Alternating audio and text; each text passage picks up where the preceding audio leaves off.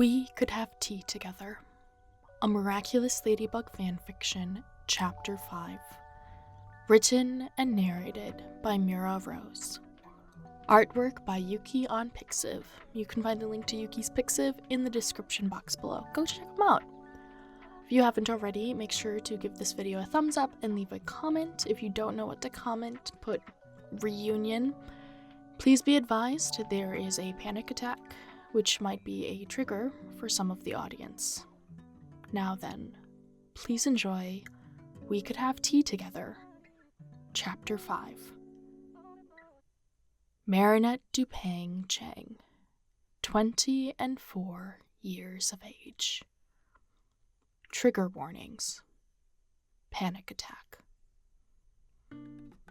Marinette folded linens as Tiki and Trix tied wine around cloth napkins.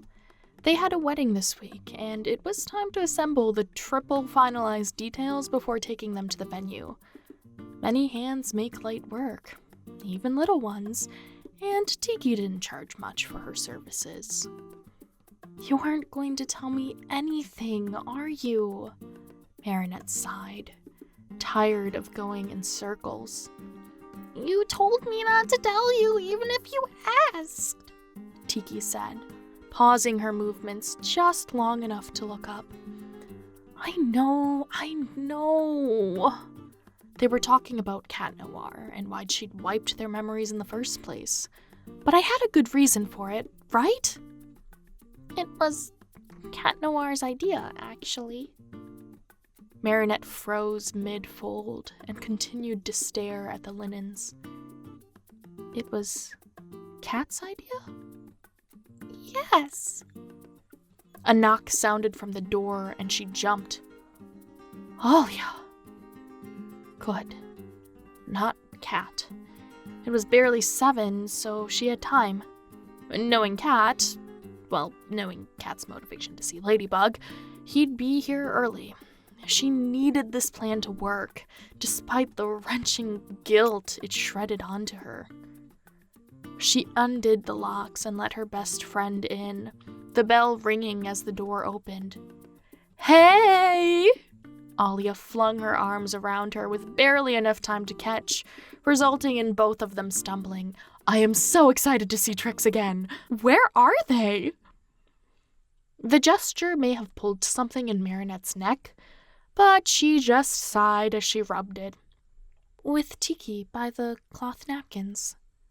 "My supernatural love child," she sang out, discarding Marinette to stumble over. Squeaks of excitement bounced around the store, and all she and Tiki could do was exchange sighs. "We'll let them have a minute," Marinette whispered. "Cookie break?" Tiki nodded, somehow weariness and eagerness wrapped into the same gesture. They let the partners catch up, enjoying their break while knowing work and a long-winded explanation waited on the other side. Alya might not do this favor for her, which would be rough, but worst case scenario, Marinette could do it herself. She'd be winded and weary, but it was more than that. She didn't want to hold this secret on her own. She wanted a witness to her actions that she could talk with. Even though it would hurt Cat Noir to see Rena Rouge with Ladybug first, when he'd spent years hunting the city. "So, what's up?" Alya asked, plopping down in a chair meant more for decoration than for sitting. "I need you to make a me for Cat Noir." She raised an eyebrow, lips pressed into a musing smile. "Go on." "He's coming to see Ladybug today." Alya's jaw dropped, uncomposed. "You want me to make a fake Marinette in front of Cat Noir?" She knew she'd get it. It was so nice being an adult and having a nearly fully formed brain. Unfortunately, that's the only solution I came to. Lying to him again? That's not fair. Marinette bit her lip. Alya sighed. "Sorry, you're right. It was a mutual memory wipe." Tiki's face twisted at the comment, and Marinette made a mental note to check in with her later. So, will you do it? Of course I'll do it. You're my team leader and my best friend. I'll ride and die for you, not Cat Noir. That took her by surprise. Thanks. Her heart pitter-pattered at the admission, and she'd never appreciated her more. I know I'm fabulous.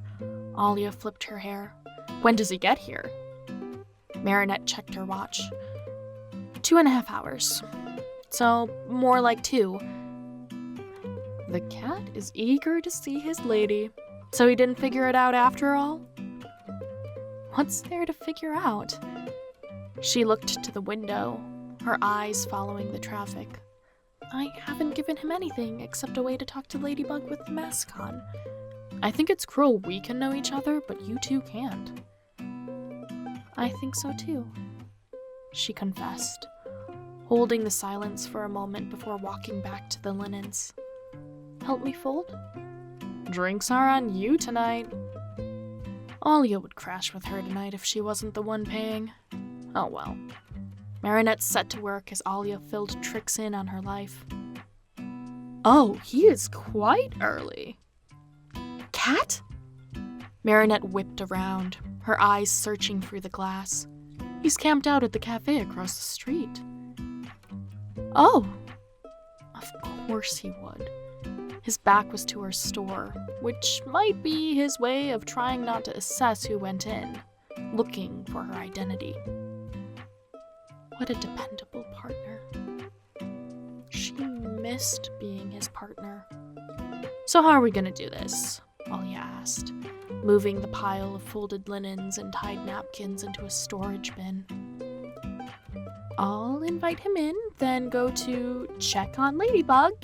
I'll transform inside, and you'll use an illusion to have Marinette walk out and point him inside. And me? Stay out of sight or chat with Ladybug? She hadn't considered Cat not seeing Marina Rouge.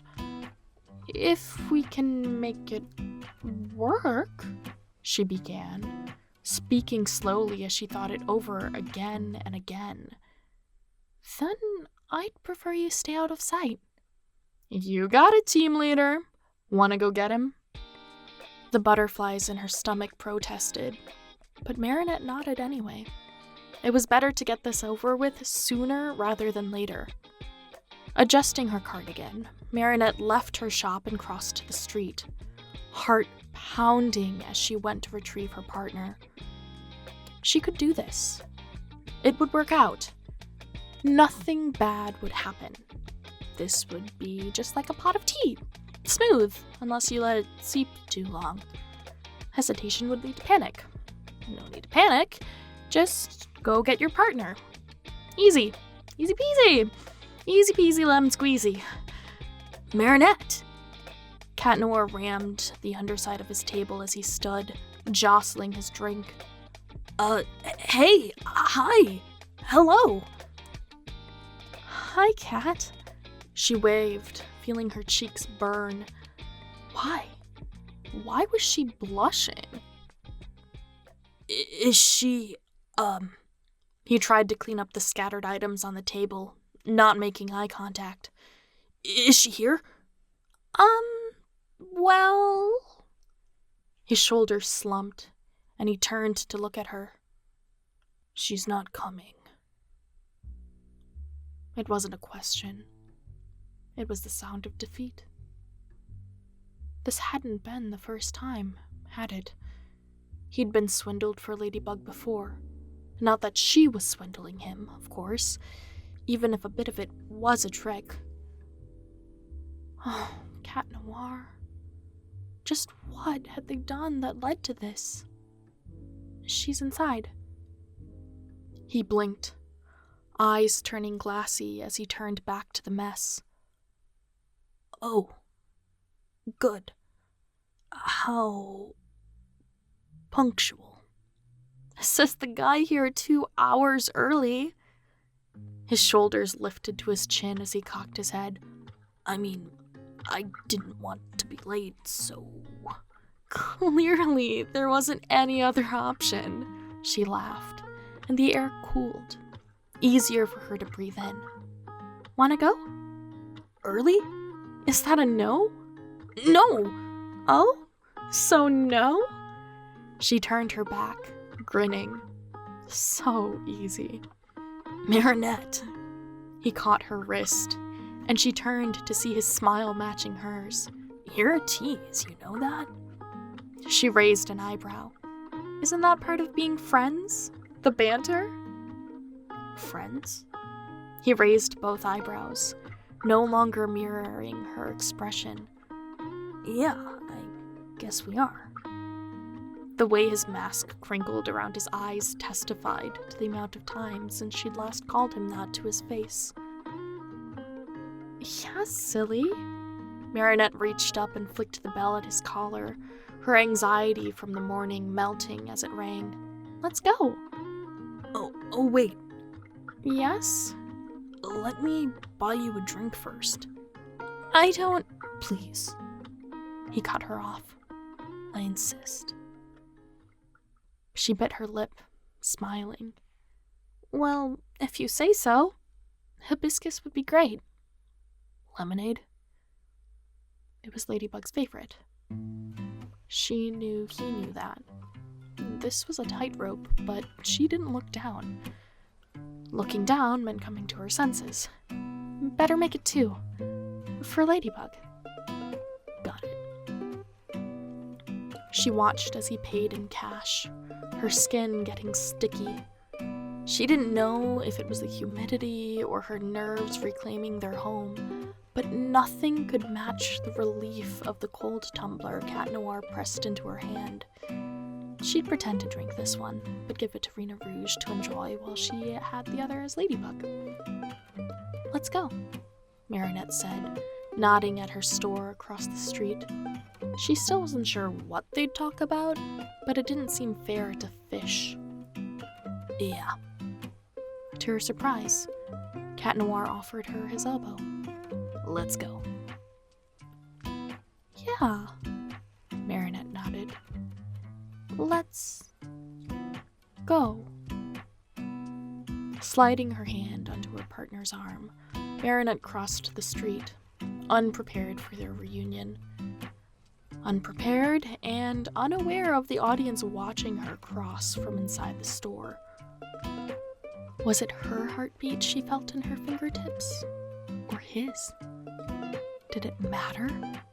Footsteps echoed the pulse as they walked over cobblestone, and she couldn't help but swallow in anticipation, stress, anxiety, hope. Give me just a moment, Marinette said, letting go of Cat Noir's arm as he held the door to her shop open. Trying to appear calm, Marinette unfastened the display window curtains, letting them billow down to hide the shop and its contents from the public eye. I'll go get her. I can... Cat reached out a hand, but she shook her head. No, wait here. Marinette retreated to the back room, tears stinging her eyes. Why? Was she being emotional? Was it almost that time of the month? Was she simply overwhelmed? Was it the part of her, locked away, screaming at her from the inside? It was time to take a breath and transform. They'd locked their memories for a reason, but was it a good one? What did she know that she didn't know? What was screaming from her chest, forcing itself out by ripping her emotions and mental stability? It was time to take a breath and transform. The air felt heavy and thick, a blanket of humidity despite the air conditioning. Marinette? Tiki floated up, eyes wide as Marinette realized just how lightheaded she was. Marinette? What's wrong?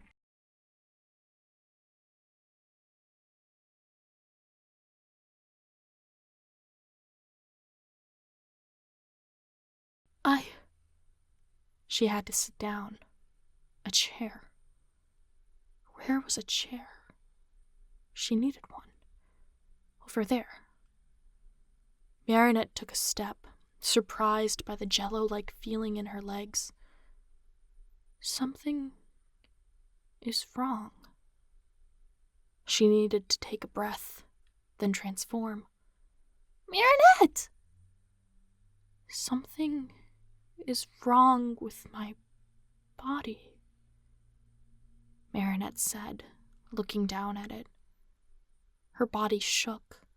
Why was her body shaking? Where was that chair again? Something is wrong with my... She repeated. Why was her voice so hoarse? She needed to transform. She was floating. Well, she wasn't floating, but she felt like she was. Her head spun as a hand slithered onto her shoulder and she jerked away. Who? Orange? Rena Rouge. Alya. Hey, girl. It sounded like a whisper, but it cut into her ears. What? I think you're having a panic attack. A panic attack? Her? No. But her throat didn't work. She couldn't respond. She couldn't even call out to Tiki. But this wasn't a panic attack. Panic attacks were like curled up on the floor, bawling and shaking. This just felt like she'd spent too long in a pool, and was hungry, and was cold all at the same time. Oh. Maybe this was a panic attack. Well, that's no good. I'll take care of Cat Noir, Rena Rouge said, leading her to a chair. You just recover, okay? She should not. No, she should protest. She should stand up. What was happening? Why couldn't she snap out of this? Why didn't her mouth work? It felt like her jaw detached, as if it never existed. This was a panic attack? Why were her hands numb? She needed to transform. Hey. Rena took her hand in hers. It'll be okay. This man loves you, remember? That wasn't it. She wasn't scared of Cat. Why was she reacting like this? Why was she reacting like this? Why was she reacting like this? Why was she reacting like this? Where was Tiki? Where was Cat Noir? Why was she like this? She needed to transform. Marinette stared at her hands. She should stand up. She should say something. She should say something. She should say something. She needed to transform. I'll be back. Rena Rouge was going to leave. She should say something. Why was she like this? Why was she like this?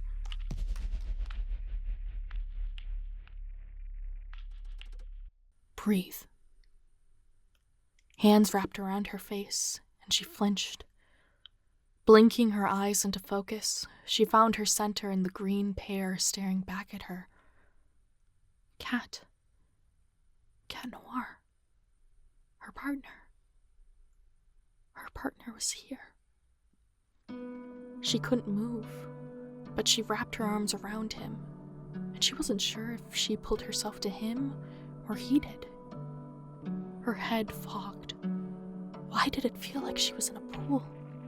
She needed to transform. Wait, no. Cat. She couldn't. She was like this in front of Cat? How could she explain it? Ladybug, he said into her ear, clearing the fog like a religious action. Ladybug. But she was Marinette. He knew? He knew? She leaned back, the world clearing. Her face was wet. She cried? Was she still crying? She reached up to touch her cheek, only to see her red hand. Red hand. Why was her hand red? She was in her suit. Marinette was in her suit. Marinette was Ladybug. Cat Noir was looking at Ladybug. How?